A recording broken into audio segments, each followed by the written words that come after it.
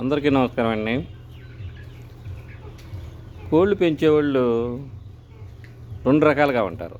ఏంటంటే కొంతమంది వాళ్ళు సొంతానికి వేసుకుంటాక మాత్రం ఏదో 2 పెట్టలను 3 పెట్టలను వేసుకుని ఓ పుంజుని వేసుకుని పిల్లలు దింపుకునేవాళ్ళు, దానికి వచ్చిన పిల్లలు 4 పందాలు వేసుకుంటారు.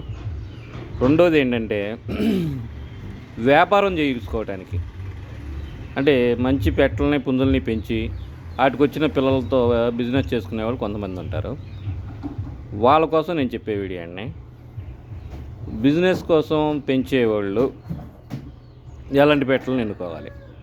మంచి జాతి పెట్టలు అయి ఉండాలి, మంచి జాతి లక్షణాలు కలిగి ఉండాలి, మంచి బ్రీడ్ని సంపాదించాలి.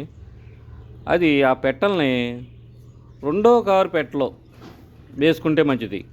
తొలసూరు పెట్టలో వద్దండి. ఎందుకంటే తొలసూరు పెట్టల దగ్గరికి తీసుకోవడానికి వెళ్ళామనుకోండి మనం, ఏమంటే ఇది మంచి బాడీ వస్తుంది, బాగా హెవీగా వస్తుంది అని చెప్తారు వాళ్ళు. కాదు, అది ఎంతవరకు వస్తుందో రాదో మనకి తెలియదు, ఆయనకి తెలియదు. అన్నీ రావాలని లేదు. అందుకనే రెండో కారు పెట్టలను తీసుకున్నారనుకోండి, ఆటోమేటిక్గా దానికి ఎంత బాడీ రావాలో అంత బాడీ వచ్చేస్తుంది రెండో కారు పెట్టకి. అలాంటి పెట్టలను సెలెక్ట్ చేసుకోండి. అలాంటి పెట్టలను సెలెక్ట్ చేసుకుని మంచి కొంచెం రంగు గల పెట్టలను సెలెక్ట్ చేసుకోండి. మనం కొత్తగా పెట్టుకుంటున్నాం కాబట్టి, బిజినెస్ పర్పస్గా చేసుకుంటున్నాం కాబట్టి కొంచెం హెవీ బాడీ, కొంచెం మెట్టవాటం ఉండా పెట్టలే. బాగా నిలువుగా పెట్టేయాల్సిన అవసరమే లేదు. తోక కొంచెం మెట్టవాటం ఉండి, మంచి బాడీ ఉండి, కొంచెం హెవీ బాడీ ఉండి, అన్ని లక్షణాలు కలిగి ఉన్న పెట్టలను మీరు సెలెక్ట్ చేసుకోండి. పెట్టల్లో కూడా కొంచెం ముదురు రంగుల పెట్టలని సెలెక్ట్ చేసుకోండి. చేసుకున్నాక దానికి మీరు వేసే పుంజులు కూడా మంచి పుంజులు అయి ఉండాలి. అంటే కొంచెం, ఎందుకంటే మనం చేసేది బిజినెస్, కొంచెం గట్టి పుంజులు అయి ఉండాలి, గట్టి రంగులు.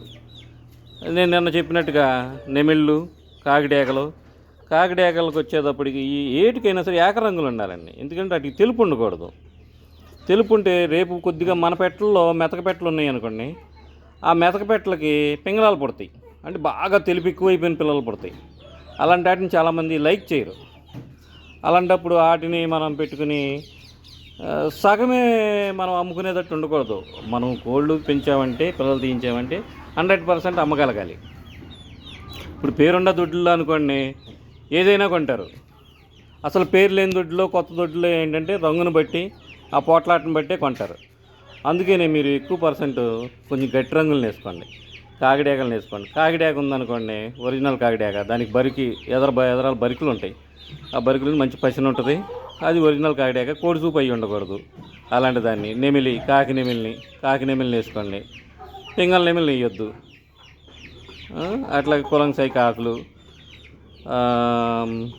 మళ్ళీ వచ్చేటప్పటికి పుండు రసంగులను కూడా వేసుకోవచ్చండి. కానీ అవి కూడా రెండో పక్షమే. ఎక్కువగా మీరు 90% సెలెక్ట్ చేసుకునేది ఇప్పుడు నెమిలిని, కులంసాయి కాకుల్ని, ఇలాంటి వాటిని ఎక్కువ సెలెక్ట్ చేసుకోండి. చేసుకుంటే మీకు సక్సెస్ఫుల్ లైన్ వస్తుందండి. మీరు 100% అమ్ముకోగలుగుతాం. మనం పిల్లల్ని ఏంటి, పెద్ద వాటిని ఏంటి, మనం తయారు చేసైనా అమ్ముకోగలుగుతాం. అలాంటి కొన్ని జాగ్రత్తలు తీసుకోండి. ఇంకా కొన్ని జాగ్రత్తలు నేను చెప్తాను తర్వాత వీడియోలో, లెంత్ అయిపోతుందని.